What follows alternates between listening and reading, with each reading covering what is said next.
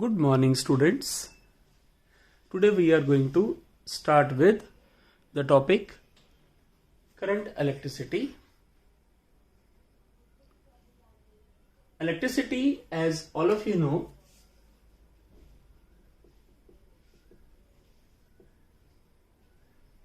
is the form of energy. I hope all of you agree with this. Electricity is the form of energy, and this form of energy, you know that it is easy to control. So electricity is the form of energy which can be easily controlled. We know that by using a switch. So switch can be used to on or off the current. So it is easy to control. Very important point. It is easy to use. Then it is used in number of electrical and electronic devices like fan, electric iron, electric bulb,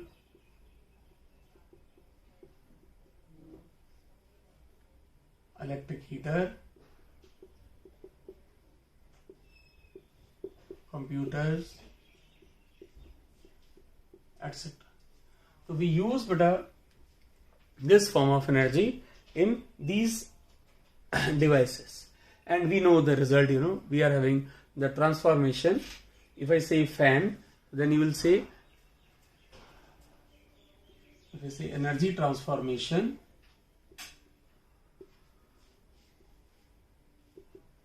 so the energy transformation, for example, if I say fan, so fan is converting electrical energy to kinetic energy.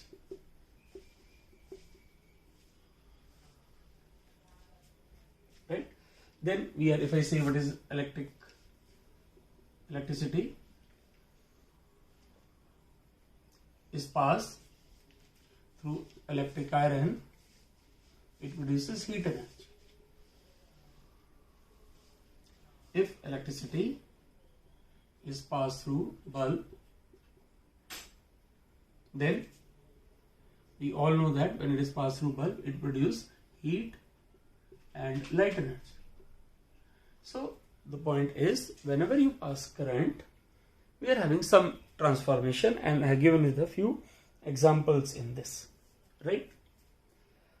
Then I have told you it can be easily controlled, and that control is very simple device, switch, right? So it can be used to switch on the current, and it can also be used to switch off the current, right? Now the sources of electricity, as we know that we are having the sources like cells or the batteries, we are having generators. Okay, so these are the sources which produce electricity, and that electricity is used in various ways, right? So by now you must be able to answer why do we use electricity. The main point is it can be easily controlled, right? So this form of energy can be easily controlled, therefore we use the electricity, right? Then second question, if I say give the energy transformations, so please keep the point in mind, what type of energy transformation takes place. Remember, in various electronic devices, the uses are endless. Like we all know that we are having the recorders, we are having the players, we are having the video makers, we are having the printers, right? Copiers. So you are having the different uses which we get when electrical or electricity is used in electronics, right? Then we have the term, electricity is passing. No, the question arises: do all substances allow electric current to pass through them?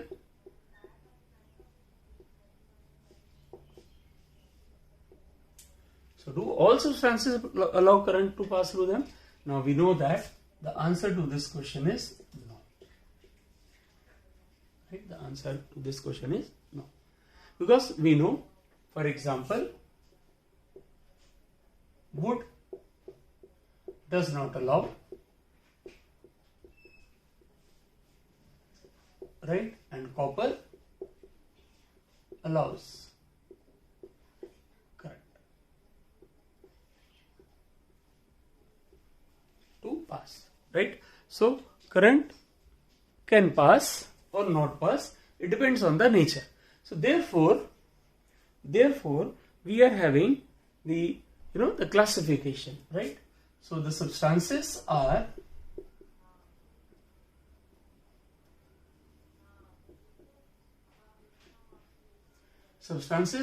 classified into two types. One are called conductors, others are called insulators. As we know that conductors allow electric current to pass through them.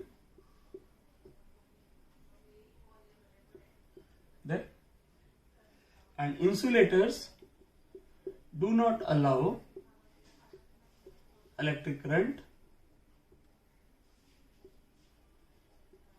to pass through them.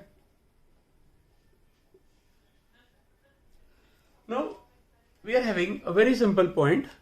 What is the reason? What is the reason? Conductors allow and insulators does not allow. What is the difference in them?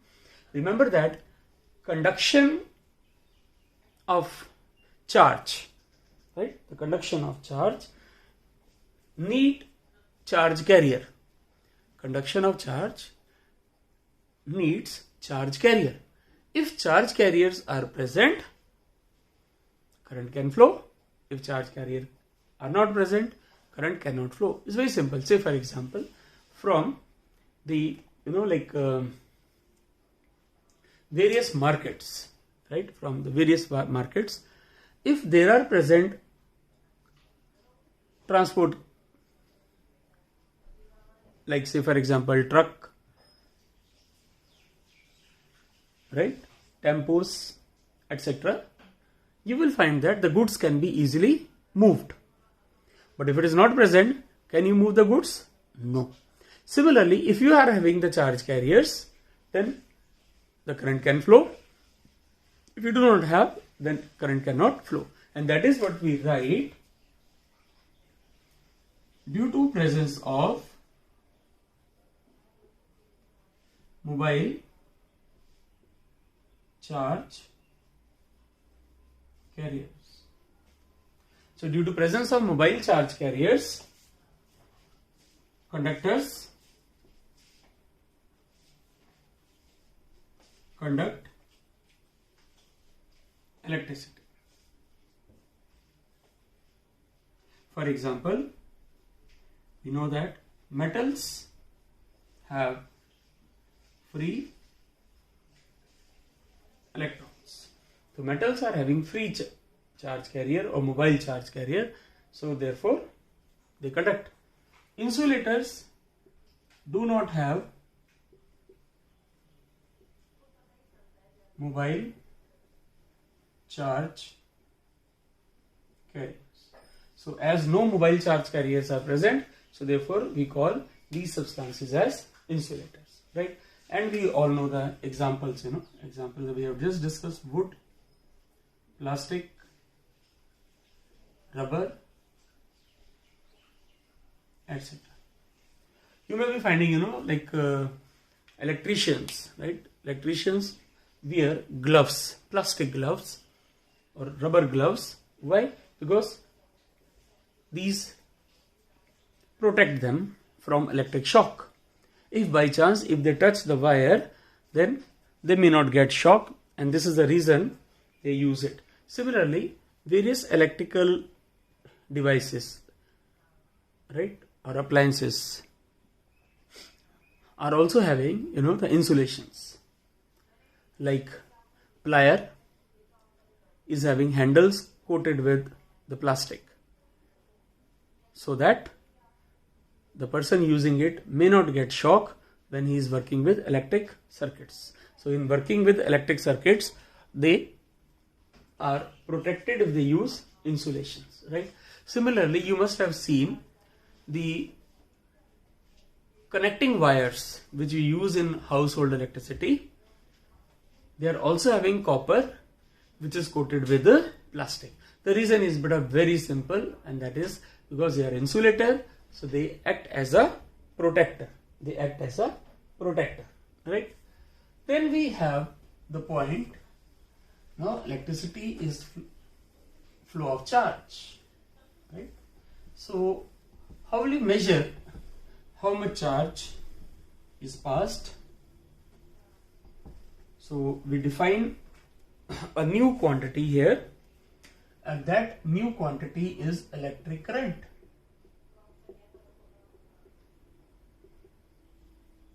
So electric current, it is defined as the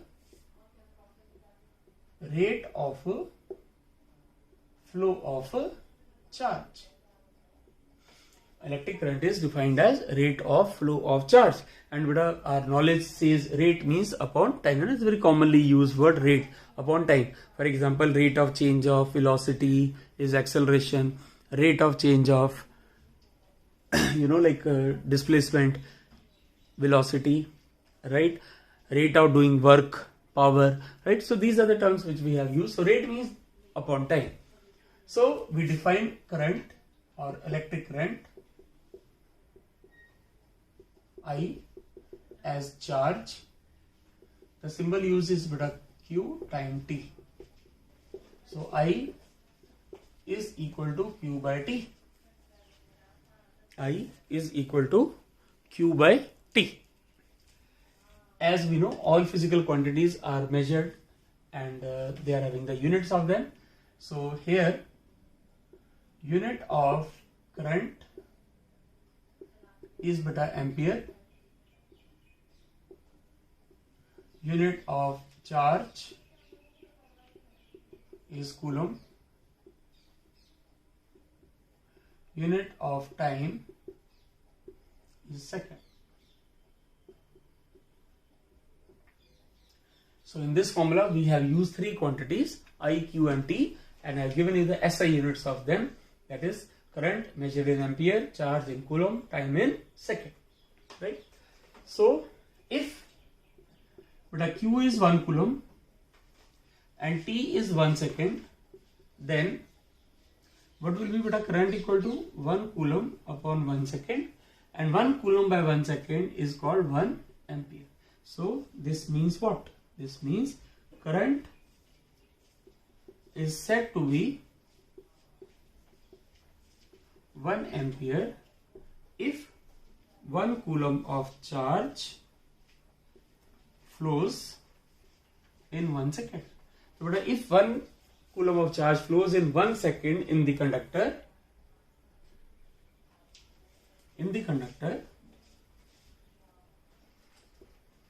then current is said to be how much? 1 ampere. So current is said to be 1 ampere if we find that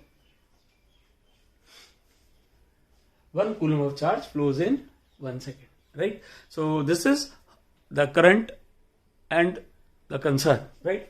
And you know that we are having the various devices which can be used to measure, right? Measuring devices. So similarly, the current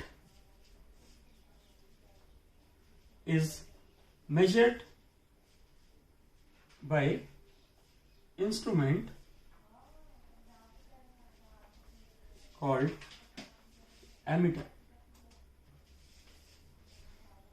Right? So ammeter is a device which is used to measure electric current. So how much current is flowing, that can be measured by this instrument, right? So it is connected in the circuit and you will be measuring the value, right?